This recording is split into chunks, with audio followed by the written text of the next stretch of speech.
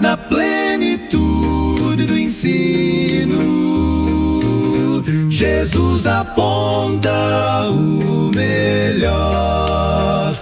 Ame ao Senhor de todo ser, essa é a verdade de maior.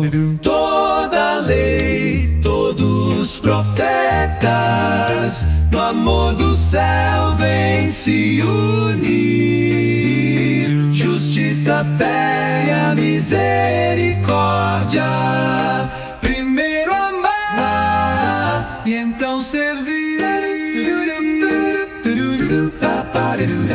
Ame ao próximo como a ti mesmo, é o segundo a honrar.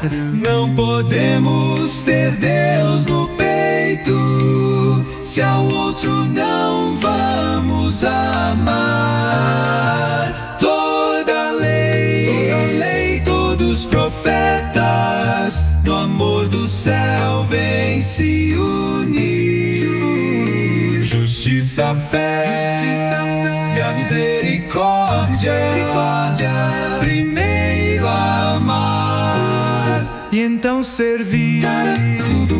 Jesus repreendeu o orgulhoso, trazendo dízimos sem compaixão. Mas Deus vê o íntimo do ser, que o amor brilhe em cada ação. Toda a lei, todos os profetas, no amor do céu vem se unir. Justiça, fé e a misericórdia, primeiro amar, então servir. Fujam dos ídolos, das vaidades, cuidem do pobre e do ancião. Cada ato de misericórdia mostra o amor no coração. Toda a lei, todos os profetas, no amor do céu vem se unir. Justiça, fé e a misericórdia, primeiro amar e então servir. Fujam dos ídolos, das vaidades, cuidem do pobre e do ancião. Cada ato de misericórdia mostra o amor no coração. Toda a lei, todos os profetas, no amor do céu vem se unir. Justiça, fé e a misericórdia, primeiro amar e então servir.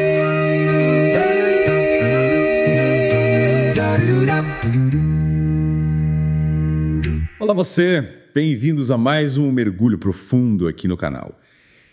Hoje a gente vai se aprofundar num tema que eu acho que é central para a nossa vida. É verdade. Essa ligação entre amor e justiça. Uhum. E para esse mergulho a gente vai usar as fontes que você, nosso ouvinte, mandou para a gente. Isso. E a gente espera conseguir entender melhor como que amor e justiça se conectam. E como isso impacta o nosso dia a dia e a nossa busca por uma vida plena, uma vida que vale a pena ser vivida. Uhum. E a grande pergunta que a gente tem que responder, né? É como que o amor e a justiça se entrelaçam na nossa vida. E qual o significado disso pra gente. Tanto no nosso dia a dia, quanto para essa busca por uma vida que tenha sentido. Tenha propósito, né? E pra gente começar a desvendar essa relação, acho que a gente pode ir direto pro ensinamento do Jesus, né? Boa ideia. No Evangelho de Mateus, capítulo 22, versículos 34 a 40. tem um diálogo, né? Um advogado pergunta para Jesus qual que é o maior mandamento da lei. E a resposta de Jesus, como sempre, né? É cheia de sabedoria. É mesmo.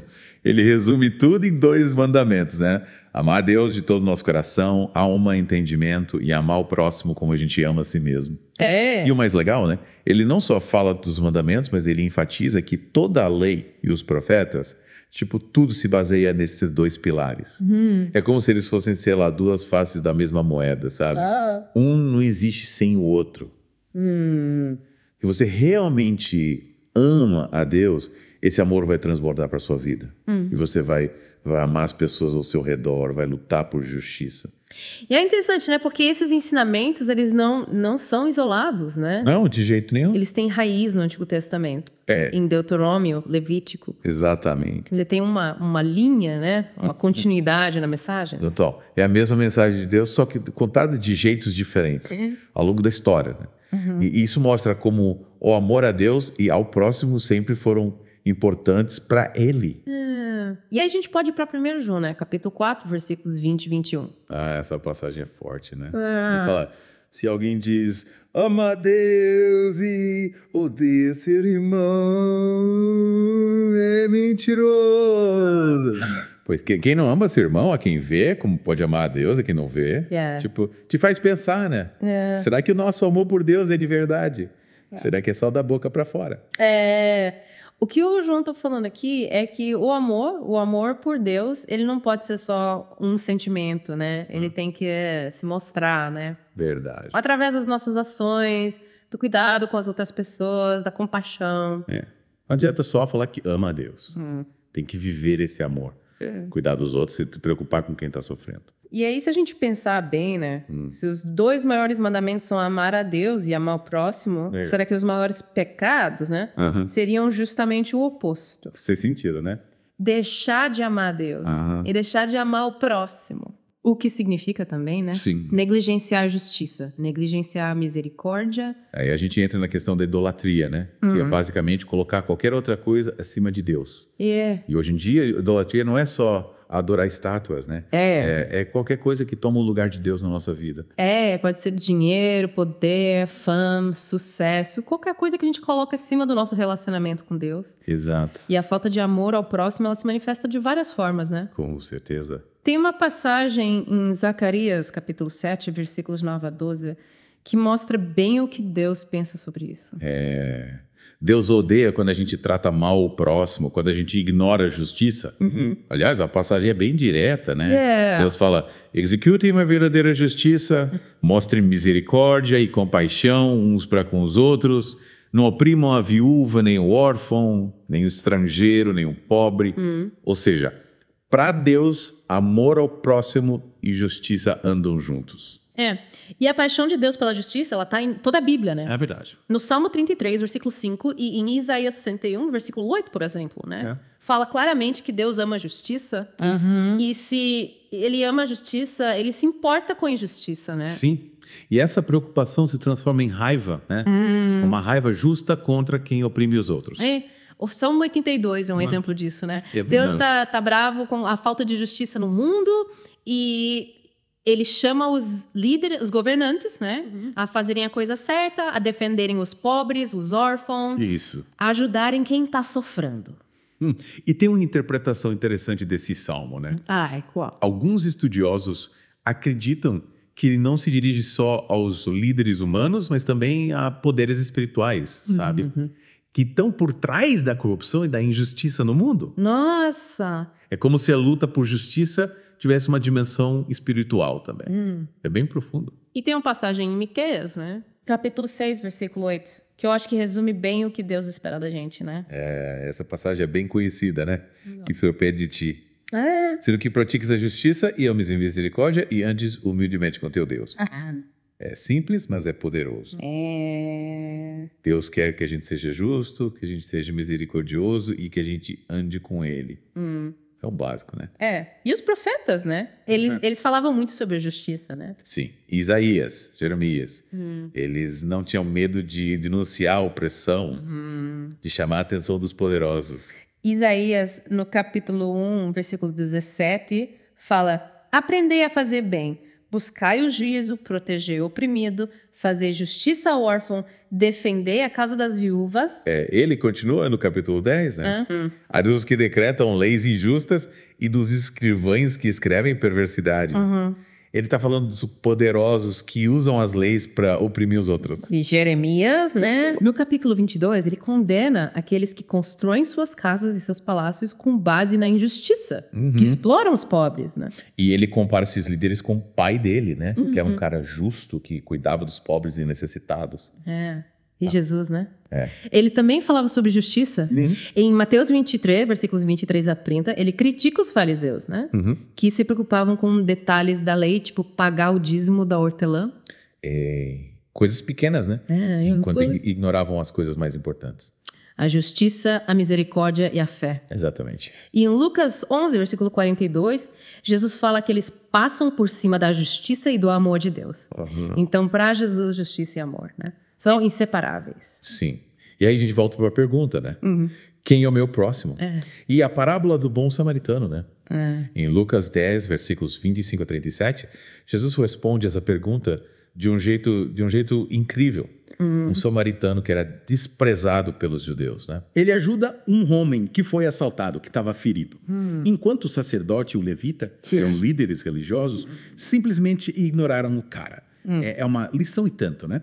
A atitude samaritana é um exemplo de amor ao próximo, né? Um amor que vai além das diferenças, das barreiras. Exatamente. E que se manifesta em ações concretas. E essa história, né? Ela ecoa o que os profetas falavam sobre justiça e misericórdia. O samaritano colocou a compaixão em prática. Ele não ficou só na teoria. E aí a gente pode falar sobre a diferença entre religião verdadeira e falsa, né? Ellen G. White fala que toda falsa religião ensina seus adeptos a serem descuidados das necessidades humanas. E ela continua, né? Dizendo que o evangelho, pelo contrário, coloca um alto valor sobre a humanidade. Porque a humanidade foi resgatada por Cristo. E o Evangelho nos ensina a ter compaixão, a cuidar dos que sofrem. Ela até cita Isaías 13, versículo 12. Farei que um homem seja mais precioso do que o ouro fino. Uma frase forte, né? Que mostra o valor que Deus dá para cada pessoa. E aí a gente tem que se perguntar, né? Como que a gente pode aplicar tudo isso na nossa vida? Como que a gente pode ser mais justo, mais misericordioso, mais compassivo? No nosso dia a dia, com a nossa família, com os nossos amigos, com os nossos vizinhos. E quais são as coisas que a gente está negligenciando? Quais são as questões mais importantes que a gente está deixando de lado? Em favor de coisas superficiais. Como que a gente pode ser mais como o bom samaritano? Estendendo a mão para quem precisa, independentemente de quem seja. É isso aí. E é importante a gente lembrar, né, que o amor ao próximo, especialmente aos que sofrem, aos oprimidos, é um dos critérios que Jesus vai usar para nos julgar, como a gente vê em Mateus 25. É verdade. Então a nossa fé, ela tem que se mostrar em ações. Sim. Em amor e justiça. Resumindo, né, o amor a Deus e o amor ao próximo são inseparáveis. E esse amor tem que se manifestar em ações concretas. E justiça e misericórdia. Não adianta só falar, né? Tem que viver. E você que está nos ouvindo, né? Pensa um pouco. Como que priorizar o amor e a justiça nas suas decisões pode mudar a sua vida. Pode te dar um novo propósito, um novo impacto no mundo. Se você gostou do nosso mergulho de hoje, a gente te convida a se aprofundar mais nas fontes que a gente usou. E se inscreve no canal para acompanhar os próximos mergulhos. E compartilhe esse episódio com seus amigos, com sua família, com quem você acha que pode se beneficiar dessa mensagem. Isso aí. E lembre-se, isso é muito importante pra gente. Até o próximo mergulho. Tchau, tchau. Na plenitude do ensino, Jesus aponta o melhor. Ame ao Senhor de todo ser. Essa